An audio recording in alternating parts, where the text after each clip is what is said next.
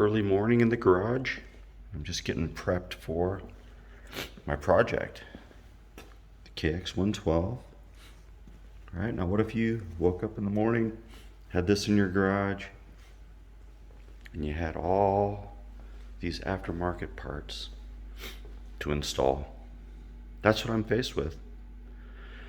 So I kind of wanted to talk about my selections, and this isn't everything. I've got more stuff coming, but there's some pretty cool stuff here on this bike. It's going to be fun. I'm looking forward to getting this done. So let's talk about what I got. So obviously the Pro Circuit pipe and R304 shorty silencer. I think that's a really good combination. Quality's really good. I bought plenty of Pro Circuit pipes over the years, and plenty of FMF pipes, and I think if I were to pick anything else for the KX112, I'd look at a Bill's pipe. And in fact, if I ever get this pipe ever gets damaged, I'll look at the Bill's pipe, I think. But shoot, the Pro Circuit pipe is, this is some good quality stuff here. I'm pretty impressed with it. And the silencer it's awesome. Makes a big difference over the stalker, right? Look at the stalker on this thing.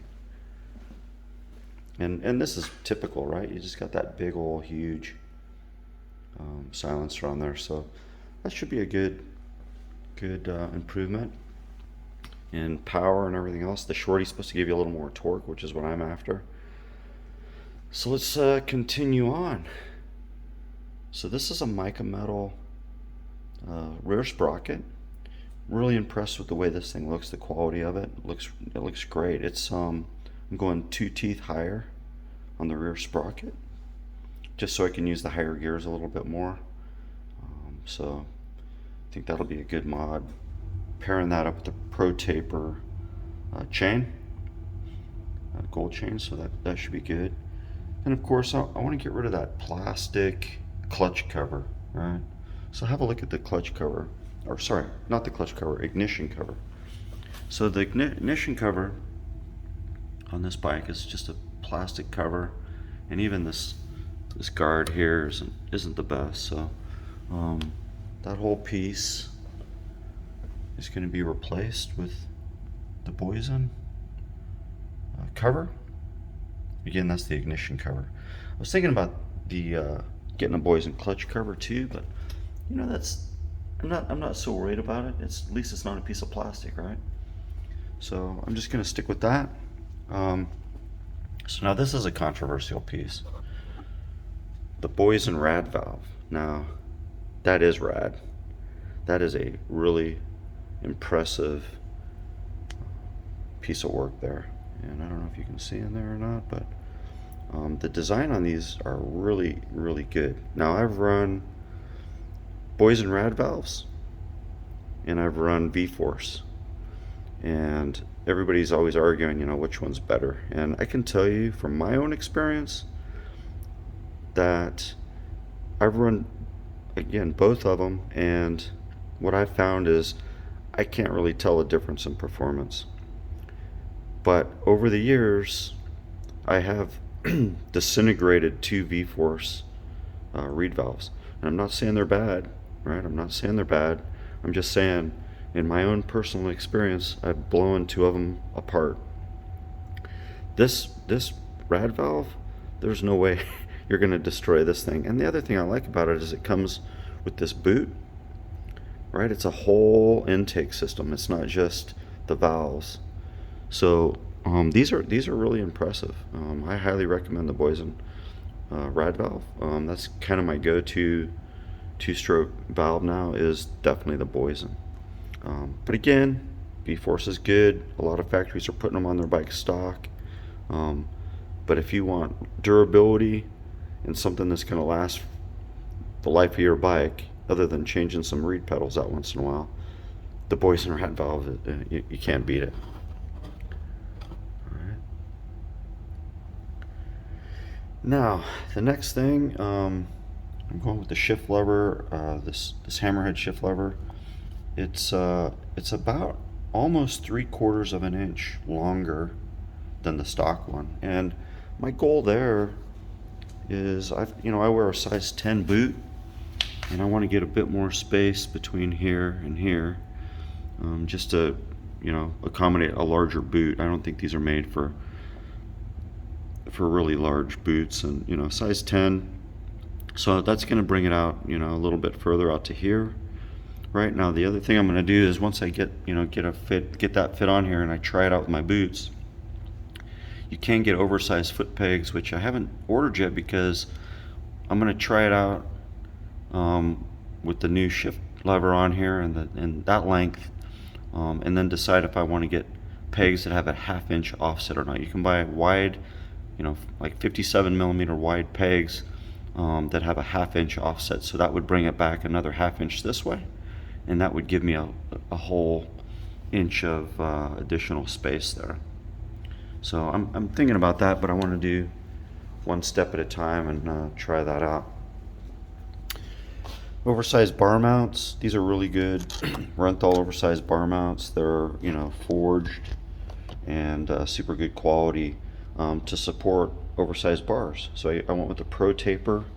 These are really excellent handlebars. These are the contours, and I went with the high bend minis, and these bars are a little wider than the stock, probably about 1/2 inch to 1 inch wider, and they have about the same height. And you'll notice that these bars, they're pretty high as they are, in terms of the stock bars. The Pro Tapers are roughly the same height, but they're a little bit wider, so I think that'll be a benefit. So on the cooling system, now you're going to notice this piece back here. This is quite different, right? This is a Vhm Cylinder Head. Now this thing is a piece of work. There's Vhm. This is a piece of work right here. I mean, that is impressive. And the reason I went with this head is because it allows you to put different domes, and this dome here is the high compression Supercross dome. Gives you a little bit more compression, and what I'm after is some more low end on this bike. So this is supposed to give me that bit more low end that I'm after, and it has improved cooling through bigger jackets and a little more volume. So more, the increased cooling capacity does not hurt. It also uses O-rings, and that eliminates the stock gasket that you get with the stock setup. So I think that's just better all around. Highly recommend these things. I'm looking forward to getting that on there, and they look pretty cool. All right, so that should be good, and it comes with the O-rings. You can, like I said, I bought it with this insert, with this particular insert. You can get a stock insert, you can get a lower compression insert for more, top end, and it comes with all new bolts and washers for the mounting. So that's kind of cool. In this box here, I've got some 33 springs. So these are heavier springs. I think stock's 31. So these are 33s, and my objective there is just to keep the front end from diving. These forks don't have a lot of adjustability. They have basically compression adjustment, and that's it.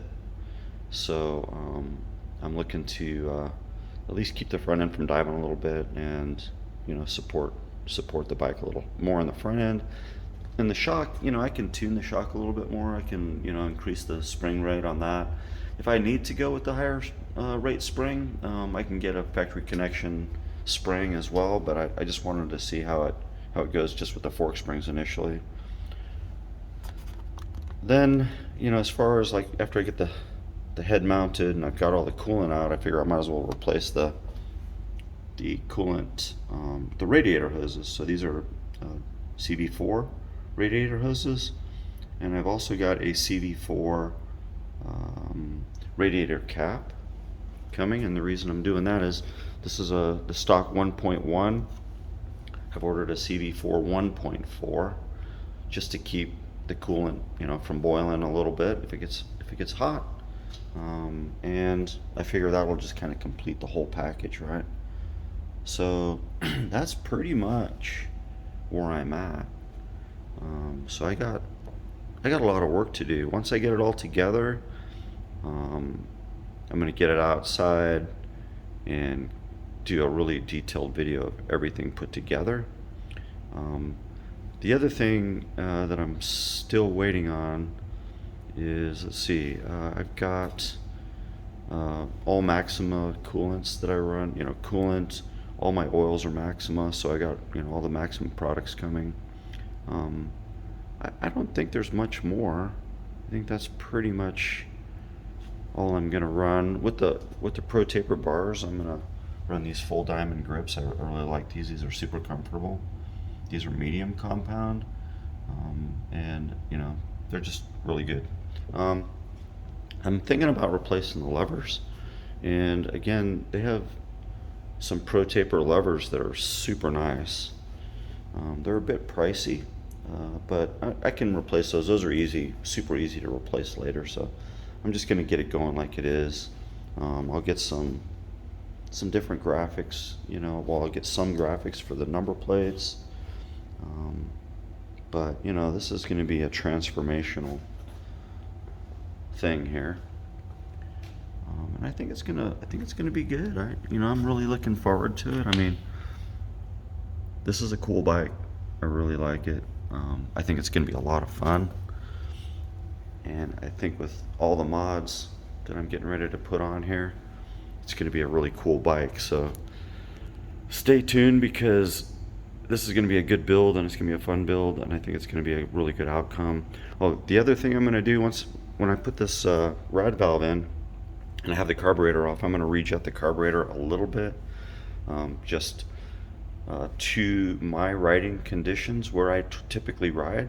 And basically, in looking at the manuals, I'm gonna need to do is put a little bit leaner main jet in and mess with the air screw a little bit, and that should be good ballpark settings for everything.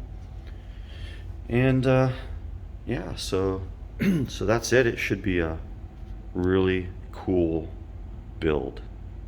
So stay tuned, and if you have any questions, let me know.